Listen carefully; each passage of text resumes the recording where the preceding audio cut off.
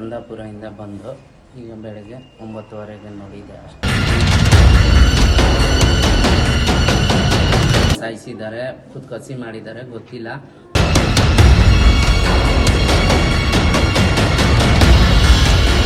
ಗಂಡನೇ ಮರ್ಡರ್ ಮಾಡಿಲ್ಲ.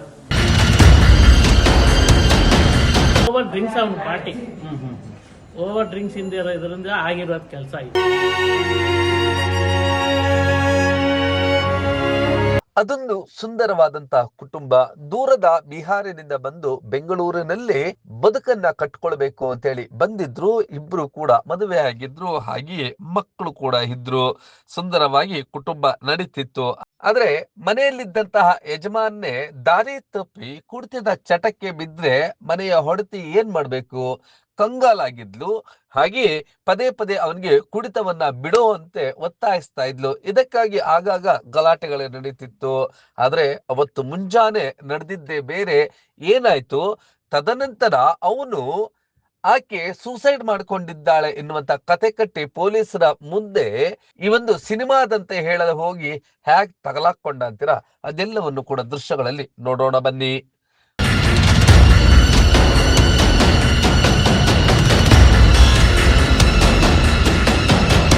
ಈ ಜೋಡಿಗೆ ಇಬ್ಬರು ಹೆಣ್ಮಕ್ಳು, ಒಬ್ಬ ಗಂಡು ಮಗು ಇದ್ದ. ಸುಂದರವಾಗಿ ಕುಟುಂಬ ಏನು ನಡೀತಿತ್ತು. ಆದ್ರೆ ಇತ್ತೀಚಿನ ದಿನಗಳಲ್ಲಿ ಈ ಮನೆಯ ಯಜಮಾನನಾಗಿದ್ದ ಮೊಹಮ್ಮದ್ ಸೈಯದ್ ಅನ್ಸಾರಿ ಕಾರ್ಪೆಂಟರ್ ಕೆಲಸ ಮಾಡ್ಕೊಂಡಿರ್ತಿದ್ದ.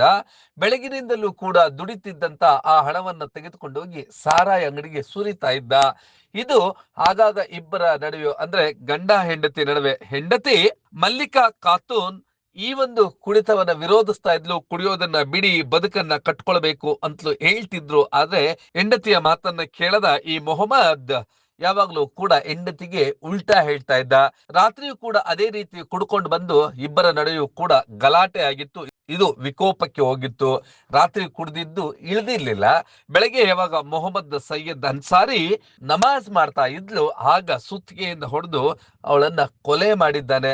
ಇದನ್ನ ಮಕ್ಕಳು ನೋಡ್ಬಿಟ್ಟಿದ್ದಾರೆ.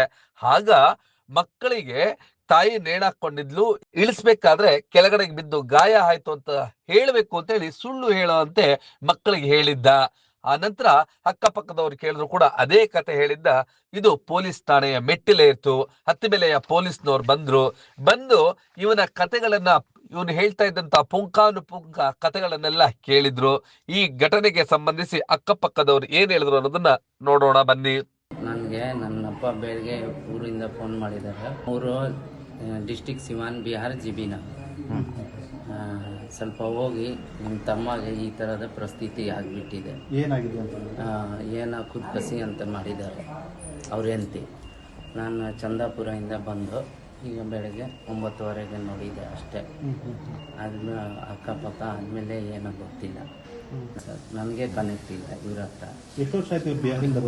ಯಾರು ಬಂದು ಇಲ್ಲಿ ಬೆಂಗಳೂರಿಗೆ ಆಯಿತು 16 ವರ್ಷ. ಒಂದ್ಸರಿ ಊರಿಗೆ ಹೋಗಿದ್ದಾರೆ, ಇನ್ನು ಅಷ್ಟೇ. ಮುಗಿಂಗ್ ಈಗ ಬಂದು ಅವ್ರದ್ದು 8 ವರ್ಷ 5 ವರ್ಷ ಆಗಿರ್ಬೋದು. ಬೆಳಗ್ಗೆ ಏನಾಯ್ತಂತ? ಬೆಳಗ್ಗೆ ನಮ್ಗೆ ಏನೋ ಗೊತ್ತಿಲ್ಲ. ನಮ್ಮ ತಂದೆ ಅವರು ಹೇಳಿದ್ದಾರೆ, ಅವ್ರು ಕಸಿಯನ್ನ ಮಾಡಿದ್ದಾರೆ. ಸಾಯಿಸಿದ್ದಾರೆ, ಕಸಿ ಮಾಡಿದ್ದಾರೆ, ಗೊತ್ತಿಲ್ಲ. ಅವ್ರು ಹಂಗೆ ನನಗೆ ಫೋನ್ ಮಾಡಿ ಹೇಳಿದ್ರು ಊರಿಂದ. ನಾವು ಸಡನ್ಲಿ ಇಲ್ಲೇ ಬಂತು. ಅಂಕಲ್ಗೆ ಪರಿಚಯ, ಎಲ್ಲ ಪರಿಚಯ. ನಾನು ಇವರು ಯಾವಾಗ ಒಂದು ಟೈಮು 1 ವರ್ಷ ಮುಂಚೆ ನಾನು ಬರ್ತಾ ಇತ್ತು.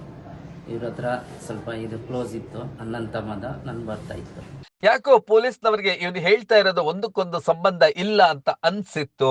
ಅನಂತರ ಮಕ್ಕಳನ್ನ ಪ್ರತ್ಯೇಕವಾಗಿ ಕರೆದುಕೊಂಡೋಗಿ ಕೇಳಿದಾಗ ಮಗು ಬೆಳಗ್ಗೆ ಏನೆಲ್ಲ ಆಯ್ತು ಅದೆಲ್ಲವನ್ನು ಕೂಡ ಯಥಾವತ್ತಾಗಿ ಪೊಲೀಸ್ನವ್ರು ಹೇಳಿದ್ಲು. ಪೊಲೀಸ್ನವರ ಭಾಷೆಯಲ್ಲಿ ಮೊಹಮ್ಮದ್ ಸೈಯದ್ ಅನ್ಸಾರಿಗೆ ಪೊಲೀಸ್ ಭಾಷೆಯಲ್ಲಿ ಕೇಳಿದಾಗ ಆಗ ಸತ್ಯ ಒಪ್ಕೊಂಡಿದ್ದಾನೆ.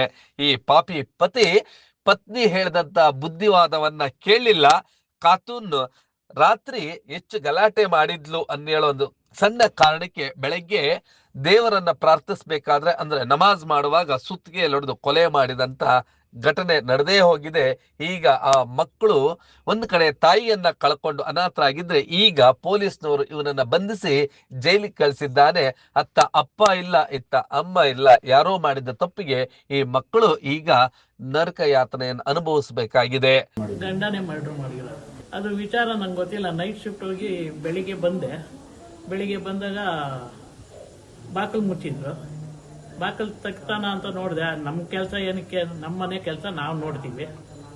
ಸರಿ, ನಾನು ನೈಟ್ ಶಿಫ್ಟ್ ಮುಗಿಸ್ಕೊಂಡು ಬಂದು ಮನೆಗೆ ಬಾಟ್ಲು ಹಾಕ್ಕೊಂಡು ನಂದು ಮಾಮೂಲಿ ಬೆಳಿಗ್ಗೆ ಕೆಲಸ ಏನೇನು ಇರ್ತಿತ್ತು ಅದು ಮಾಡಿಕೊಂಡು ತಿರ್ಗಾ ಈಚೆ ಕಡೆ ಬಂದರೆ ಯಾರ್ಯಾರೋ ಇದ್ದರು. ಬೆಳಿಗ್ಗೆ ಇದ್ದಾಗ ಅಷ್ಟೊತ್ತಿಗೆ ನೋಡಿದ್ರೆ ಎಲ್ಲ ಪೊಲೀಸ್ನವರೆಲ್ಲ ಬಂದಿದ್ರು.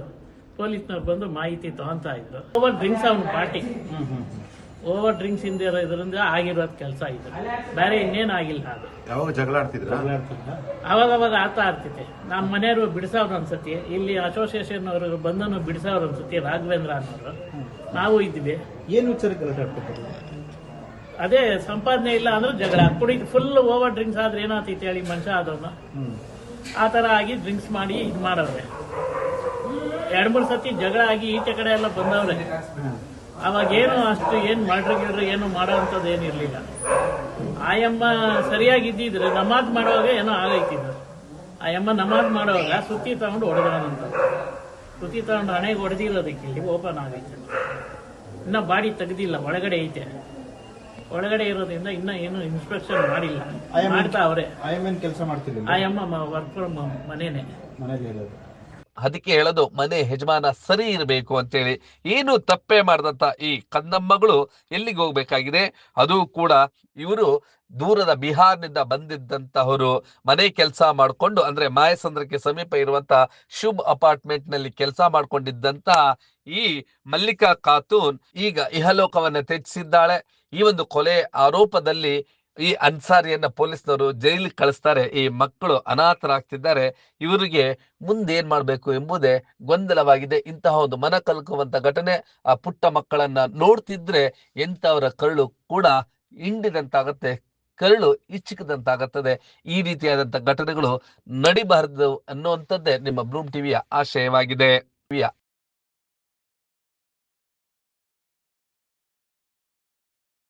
ನೀವು ಈ ಕೂಡ ಎಲ್ಲ ನಮ್ಮ ಚಾನಲ್ಗೆ ಸಬ್ಸ್ಕ್ರೈಬ್ ಆಗಿಲ್ಲ ಅಂದರೆ ಸಬ್ಸ್ಕ್ರೈಬ್ ಬಟನನ್ನು ಕ್ಲಿಕ್ ಮಾಡಿ, ಪಕ್ಕದಲ್ಲಿರೋ ಬೆಲ್ ಐಕನನ್ನು ಕ್ಲಿಕ್ ಮಾಡಿ. ನಾವು ಅಪ್ಲೋಡ್ ಮಾಡುವಂತಹ ವೀಡಿಯೋಸ್ ನಿಮಗೆ ನೋಟಿಫಿಕೇಶನ್ ಬರುತ್ತೆ.